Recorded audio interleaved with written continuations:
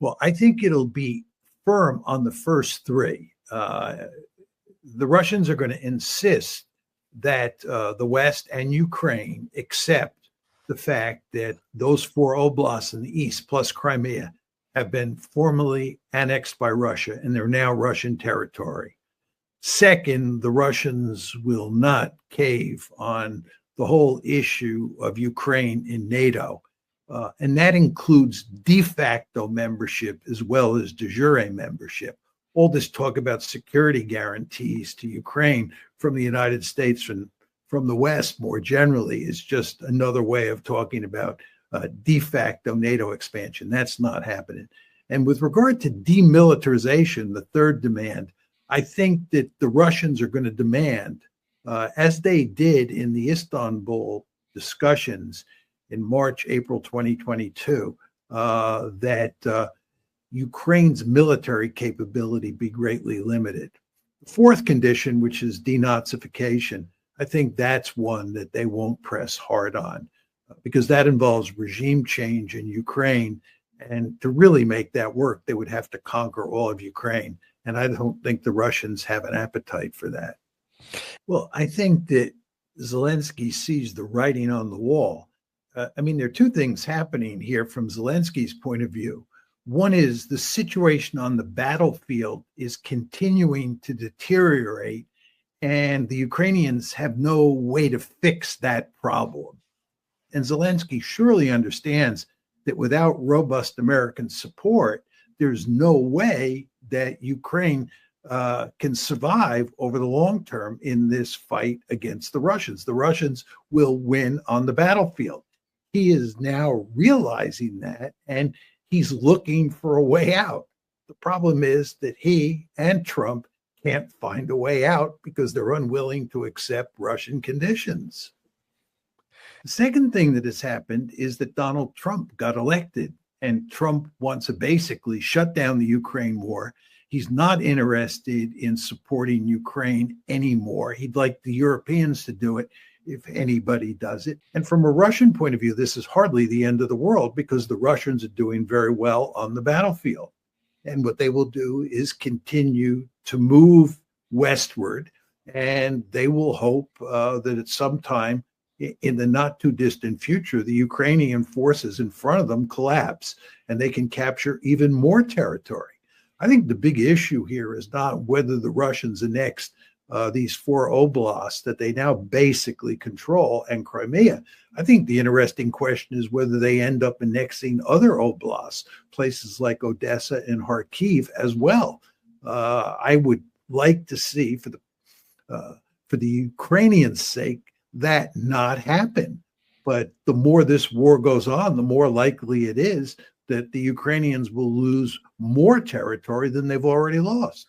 And most people who talk about deploying NATO troops in Ukraine talk about it in the context of a ceasefire. And if any NATO troops are put in Ukraine during a ceasefire, I think that what will happen is those troops will eventually be attacked when the ceasefire breaks down. And in fact, I would argue the Russians will not even allow those NATO troops to come in to Ukraine in the context of the ceasefire. It's just going to be unacceptable to them. And if we insist and those NATO troops come in, even if they're just European troops, it seems to me the ceasefire will either not happen or break down, and the Russians will go after those troops, as they should. With regard to a genuine peace agreement and security guarantees, I do not believe the Russians are going to allow NATO or the Europeans to station troops in Ukraine. I'm not even sure they're going to allow them to give a security guarantee. Or if they do allow the Europeans to give a security guarantee, there'll be all sorts of caveats attached to that. From a Russian point of view, Ukraine has to be a genuinely neutral country, period. You want to remember that from the Russian point of view, what this war is all about is Ukraine becoming a member of NATO. And a lot of these proposals about stationing European or NATO troops in Ukraine and security guarantees and so forth and so on is, in effect, a de facto way of bringing Ukraine into NATO. And that's not going to happen.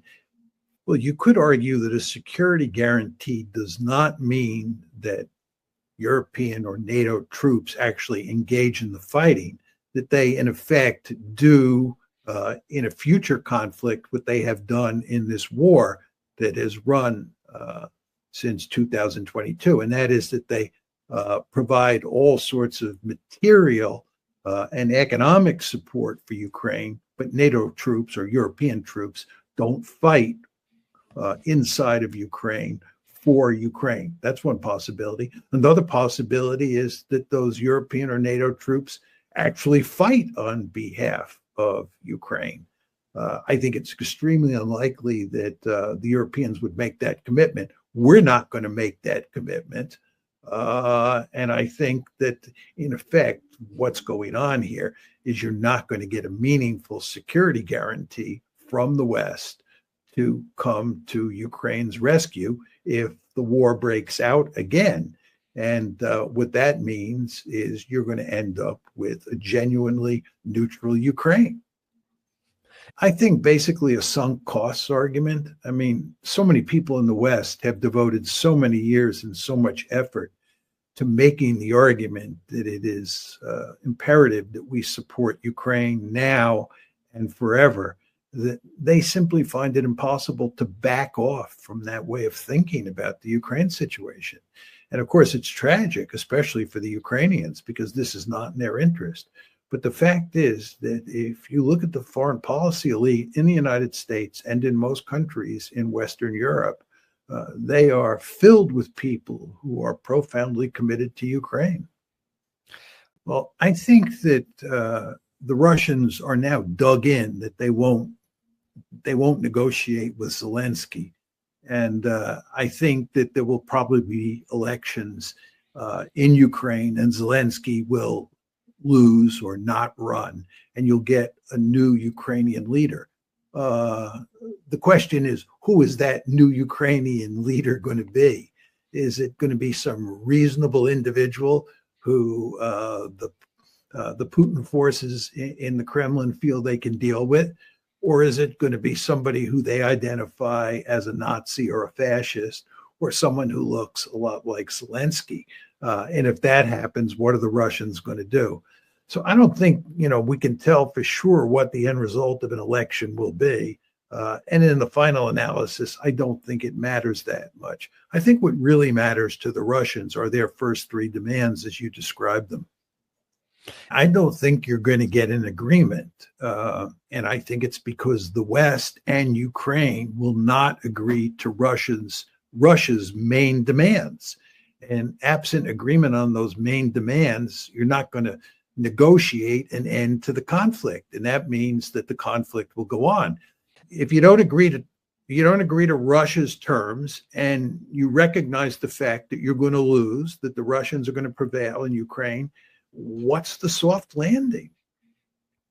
And I think if I had been playing his hand, even before I came into office, but certainly after I came into office, I would have told the whole world I was inheriting a situation where it was clearly the case that we could not win the war in Ukraine and that we were going to lose. And it's not my fault. It's Joe Biden's fault. I inherited this problem. That's what he should have been saying. But he didn't say that. And it's now his problem. He has to handle it. And he has no way of solving this problem of putting an end to the crisis and creating a genuine peace agreement between Ukraine and the West on one side and the Russians on the other. So what's going to happen here, as we said before, is the war is going to go on. The Russians, I believe, are going to win an ugly victory, and it's going to be a smashing defeat for both NATO and for President Trump. Well, I think it's implicit in what Zelensky has been saying, and even what Trump has been saying, that we will continue to support Ukraine if they give us $500 billion worth of these critical minerals. That, I think, is what's going on here. The problem that Trump faces is the problem that Biden faced in Afghanistan. In other words, Trump was the person who decided we were going to pull out of Afghanistan, but he had the good fortune to leave office before we did it. And it was under Biden's watch that we left Afghanistan. And Biden suffered a huge political defeat for pulling out of Afghanistan, and for the American public seeing that as a big loss. And Trump's problem here is that if we lose in Ukraine, which is eventually going to happen, it's going to be on his watch. And he's going to have egg all over his face. This is a real problem for him. He has to think about how he wants to put an end to this. It's hard to know what Western leaders are thinking on this issue. I mean, I believe there's a more important issue than Zelensky. The question is the West, and here we're talking mainly about the United States, willing to accept Putin's key demands and cut a deal?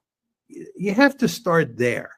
And if the answer is yes, that we're willing to cut the deal, we're willing to recognize the Russian annexation of these 4 oblasts plus Crimea, we're willing to accept the fact that Ukraine will be a neutral country, then we can worry about Ukraine. But there's no point in worrying about Ukraine when we can't even agree on the basic Russian demands. So there's just no deal on the table, independent of Ukraine.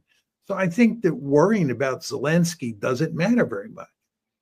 The idea that Russia and the United States, and in fact, almost every European country, would allow Ukraine to have nuclear weapons at this point in time is, in my opinion, unthinkable. The Russians will not let it happen. We will not let it happen.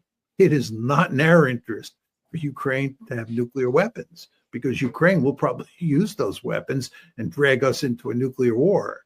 And that we don't want. So this is just not going to happen. And, he can demand that we give him more missiles and other forms of conventional weaponry. But as has been clear for at least a year now, there's nothing in the cupboard. It's not like we can just open the door of the cupboard, pull out all these weapons, start shipping them to Ukraine, and that will solve all their problems. And furthermore, as we all know at this point in time, the main problem is not weaponry, it's manpower. And they don't have the manpower. And the Russians do have the manpower. And all of this is to say that Ukraine is in deep, deep trouble. And Zelensky recognizes that. And he's flailing around making wild statements about nuclear weapons because he really has nothing else he can do. The Russians have made it very clear what they want. And the question is, what is Trump willing to do to accommodate the Russians? What's the plan? There's no evidence they have a plan. There's no evidence there are any meaningful contacts between the Russians and the Americans for purposes of shutting this war down. So I don't think that releasing some prisoner makes any difference at all. The question is, what is the deal? What does Trump think he can do to shut this war down? And there's no evidence that the administration has the foggiest idea how they can shut this war down. And instead, Trump has been saying outrageous things about the Russians that are, if anything, designed to erode trust between the Russians and the Americans. And there's not very much trust to begin with. But, he says that the Russians have suffered 1 million deaths, which is a ludicrous claim, that their economy is in shambles, which is another ludicrous claim. And he says that he's going to do Putin a favor by shutting this war down for him. That we're going to do Putin a favor. Do you think this is going to make Putin think that Trump is somebody he can trust? Of course not. And Putin doesn't trust the West much at all. And Trump is just making the problem worse. So there's no concrete proposal floating around. There are no viable ideas coming out of the administration on how to accommodate the Russians, who happen to be in the driver's seat on the battlefield. And instead, what you're getting are rather outlandish statements that, if anything, going to make it harder to get a deal rather than easier. Trump told us that he was going to settle the Ukrainian conflict in one day. And there is no evidence that we are even close to settling the Ukraine conflict. And if anything, we're heading in the other direction. So he has failed so far. Now, of course, he's only been in office for 3 weeks, but there is no evidence that he has a plan for shutting this war down. And it looks like the war is going to go on. And it looks like he is doing everything he can to dump this war into the lap of the Europeans. And it looks like the Europeans are coming to recognize that they don't have any choice but to accept much more of the burden of dealing with this war. So this is bad news all around. Bad news for the Ukrainian people, bad news for the Russians, bad news for the United States, bad news for the West, because we're not going to shut this one down anytime soon. And basically what Trump is saying is that if you don't pay us back for what he claims is the $300 billion that we've given you to fight this war, if you don't pay us back with this mineral wealth, we're going to cut off our assistance to you. This is what you call transactional. This is completely at odds with basic realist logic. I mean, it looks like we're in this to make money. And it's no accident that the German chancellor condemned Trump for making this claim or making this line of argument. It makes us look like we're mercenaries. Just a fundamental mistake, and it's completely at odds with realism. I'm not exactly sure what Trump is up to. It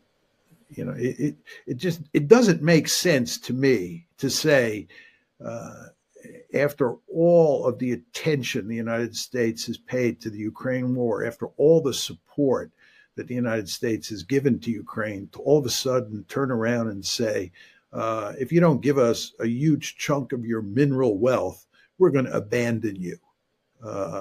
But if you don't, right, if you do give us all of this mineral wealth, we won't abandon you. We'll continue to support the war.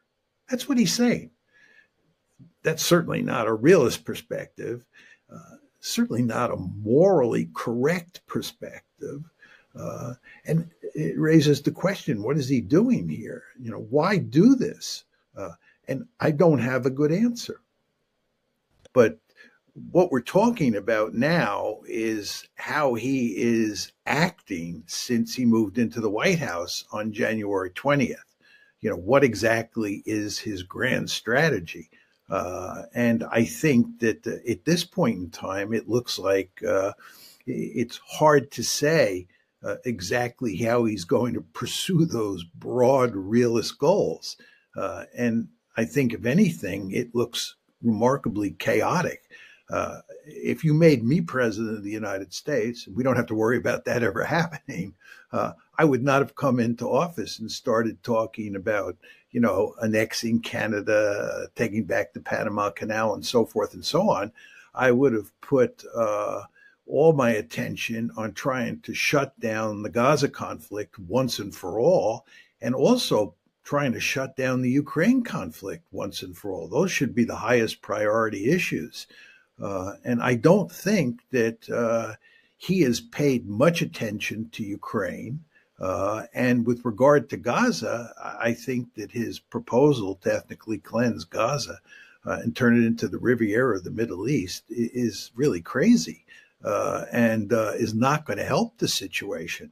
You want to remember that when he became president in 2017, he immediately abandoned engagement with China and switched to a containment policy.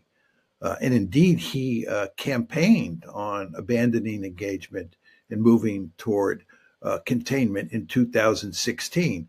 And I believe that's a very realist policy. He's also made the argument that all these terrible forever wars should have never happened, and that he was going to end them, and that he was not going to engage in any more forever wars. Given those policy positions, I applaud him. I think he was on the money. He's talked about pushing the Palestinians, all of the Palestinians. By my count, there were before this conflict started on October 7th, there were about 2.3 million Palestinians in Gaza. And he's talking about clearing them all out. And that would have to be done at the end of a rifle barrel. Those people are not going to leave. He has not said that he was going to push them out at the end of a rifle barrel, but that is implicit in what he says. But he's committed to getting rid of those people, and he's now said that they're not welcome back. In the beginning, when he first raised this idea, he talked about pushing them out maybe temporarily. But now that's been taken off the table, and the idea is that they're going to be pushed out permanently, and he's going to find new homes for them in places like Jordan and Egypt. So he may have realist instincts. This is your point. And he may be a marked improvement on his predecessor and his predecessors in this regard. I'm not going to argue against that. But in terms of how he's actually performed in the first 3 weeks, and we do want to be aware of the fact that he's only been president for 3 weeks, and that's a very short period of time. So you don't want to pass final judgment. But I would just say, I don't think he's off to a good start. In other words, no, I don't think anybody believes Canada is going to become the 51st state, or that we're going to invade Panama anytime soon. So I think there's no question that people understand that a lot of this is just bluster. It's the way Trump operates, and he does it at the domestic level as well as the foreign policy level. But the point I would make to you, Freddie, is I do think words matter. And I think if you look at all the different things that he's been saying to different audiences, it's not clear that this is very helpful. And we don't want to get into the Ukraine case in great detail at this point in time. But if you look at Ukraine, he said a number of things to the Russians that are quite offensive and are not going to engender trust in him among Russian elites, especially Putin. And I think moving forward, if anything, he wants to do everything he can to create a situation where Trump is trusted by Putin. But if you look at what he says and how he says it, I don't think he's, helping his cause. Trump is helping his cause. So words do matter, even for realists. And I think in that regard, he's not been terribly smart. I think that basically what Trump is trying to do at this point in time is to sort of create chaos on all fronts, make a number of wild assertions, put forward policy ideas that are never going to be realized. And I think the hope on his part is that out of all this chaos that he's creating, he can come up with some sort of formidable grand strategy that solves all the big problems that the United States and the West faces, and in the end, fashion a coherent grand strategy that deals with these different problems. But at this point in time, what we really have is him making a lot of, I think it's fair to say, wild and crazy statements. I mean, the idea that Canada is going to become the 51st state, that we're going to take back the Panama Canal, that we're going to grab Greenland, that the United States is going to go into Gaza and ethnically cleanse the Palestinians and then turn it into the Riviera of the Middle East. Well, all these ideas are basically outlandish. And you would not expect, a new president to start off by making a whole set of comments like that.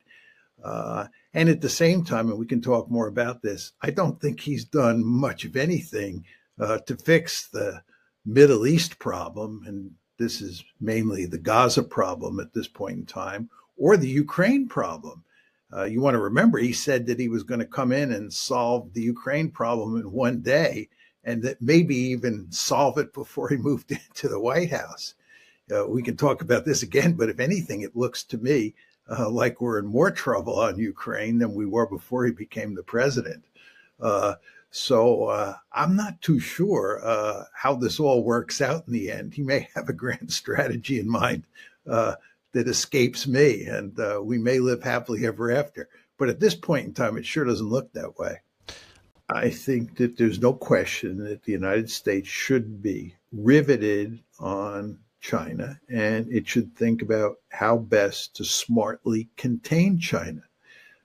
I think that being pinned down in the Middle East and being pinned down in Ukraine makes it difficult for the United States to focus its attention on dealing with China. And therefore, one hoped that Trump would come in and shut down the conflict in Gaza, shut down the conflict in Ukraine, and concentrate on fashioning a smart containment policy in East Asia. That has not happened. As I said, he is, if anything, making the situation in Gaza worse and not doing much at all to get us out of the Middle East. And there's no evidence that he's going to put an end to the Ukraine war. So we're pinned down in these two places, which causes us all sorts of problems in East Asia. Furthermore, if you look at what's happened in East Asia since he's taken office, there are all sorts of articles beginning to appear that because of what he's done with USAID, our position in Southeast Asia, where we have long had problems fashioning alliances that can help us contain China, our situation there in Southeast Asia is getting worse. And given Trump's tendency to slap allies around, it's not clear to me that he's going to do a really good job fashioning a balancing coalition in East Asia against China. So I think the situation in East Asia is actually not looking good at all. Well, when I think about decline, Freddie, I think I think of it in terms of the balance of power. And I think about how powerful the United States is in material terms versus how powerful it is, how powerful China and Russia are relative to the United States. And the reason that the United States has been declining in terms of its power over time is because China has been rising. So it's in terms of relative power that we have been declining. But in terms of absolute power, if you look at the state of the American economy is doing quite well. It's growing. And I believe that if you look at the future, right, there's every reason to think that the U.S. economy will do very well. But the question is, how well will the Chinese economy continue to do? And if the Chinese economy were to grow at a really significant rate in the years ahead, then there would be relative decline for the United States because relative to China, we would be declining, even though our economy would be growing every year. So I think American decline mainly has to do with the Chinese economy. Now, to take this a step further, and I think this is a very important point, when we talk about containing China and we talk about dealing with China from an American point of view, the focus is usually on containment and putting together a balancing coalition, which involves usually a focus on military force. But there's another competition that's taking place, and that has to do with cutting edge technologies, things like AI, quantum computing, super chips, and so forth and so on. And there is a wickedly intense competition taking place there. And that competition for high-end technologies matters enormously for the balance of economic power, which, of course, for a good realist like me, is of great consequence. So I think that in terms of power, the United States is not in bad shape. I think it's in terms of how it uses that power that it gets itself into trouble. And that's what worries me about Trump. So I think moving forward, the key question is how well does China do with AI, for example, versus how well the United States does with AI, right? And this will tell you a great deal about American decline moving forward. Now, all of this is to say, just to go to the heart of your point or your question, I don't think that Trump is doing anything yet that is eroding America's absolute power, right? Or speeding up America's relative decline. What Trump is having great trouble with so far, and again, he's only been 3 weeks into his administration, is the diplomacy that comes along with military power. The United States has this enormous power. It's still the most powerful state on the planet. The question is, what does American diplomacy look like? How is America using all that power that it has to fashion or to influence events around the world that are in the American national interest? And that's where I have all sorts of doubts about what Trump is doing. And of course, I had all sorts of doubts about what Biden was doing before Trump.